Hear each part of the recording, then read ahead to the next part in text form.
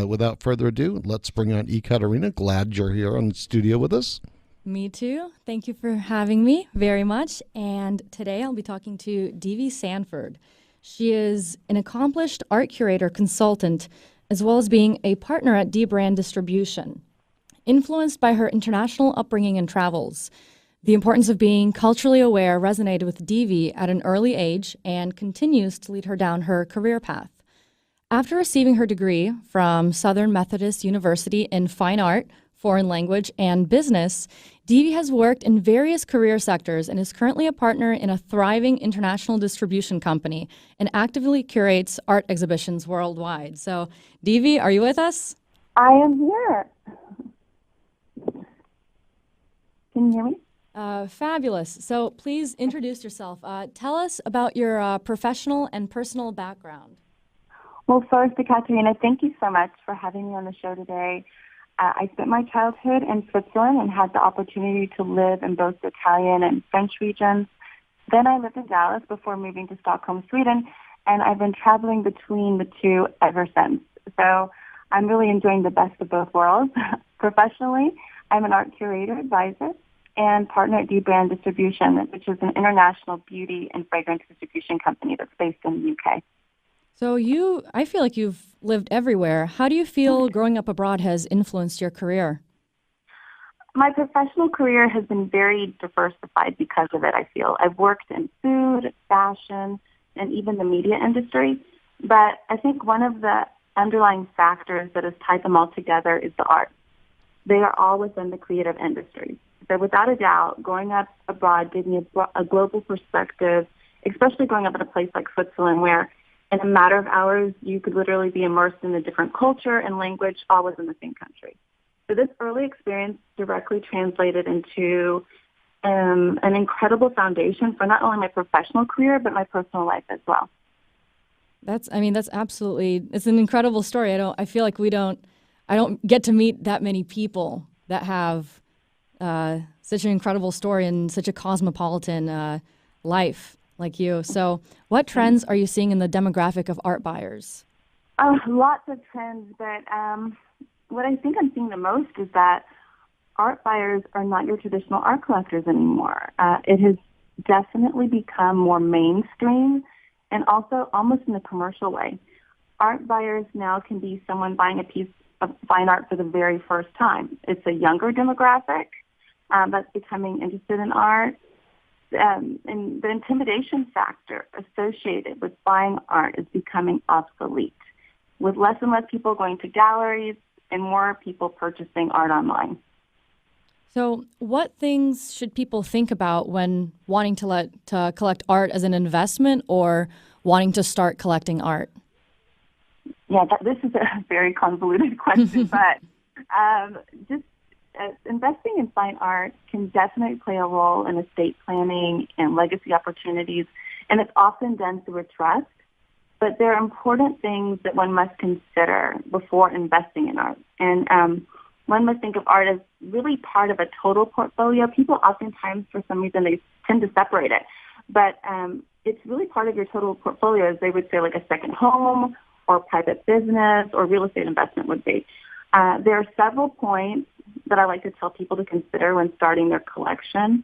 One is to be aware and beware that only a handful of artists and artistic periods will actually generate those big returns that you're looking for. It's really far and few between. So investing in that next big artist proves to be more of an exception than a rule. And secondly, think of art as you would a venture capital investment. Some have a track record of success, but most are prone to the whims of the market. In order to determine a fair market value, always work with an art advisor. There's so many people that kind of like, we can do this on our own. You really need to be partnering with an art advisor when you're thinking about collecting for investment. And then third, don't go into collecting with the belief that art sales translate into resale value. I don't want to burst anyone's bubble, but the IRS considers art as a collectible. Therefore, the tax rate on gain is up to 28%.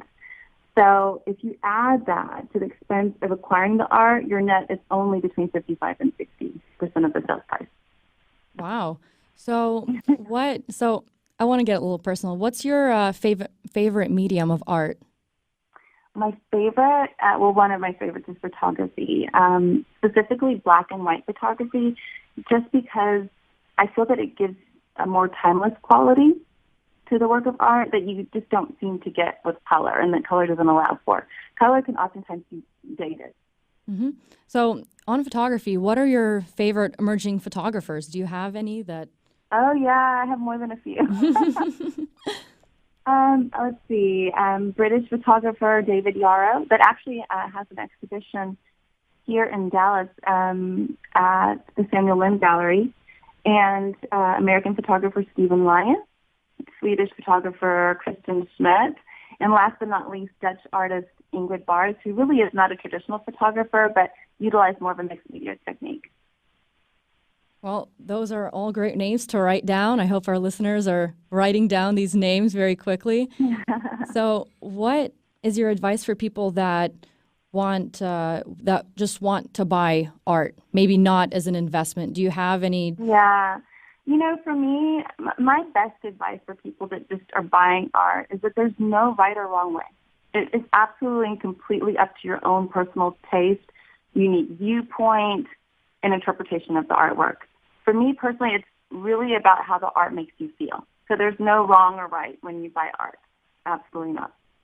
Fantastic. So back to you. Do you have any exciting upcoming projects coming up that we should be on the lookout for? Let me think. I do. I'm working on a project that I'm very excited about. It's a commercial installation at a luxury resort in the United Arab Emirates.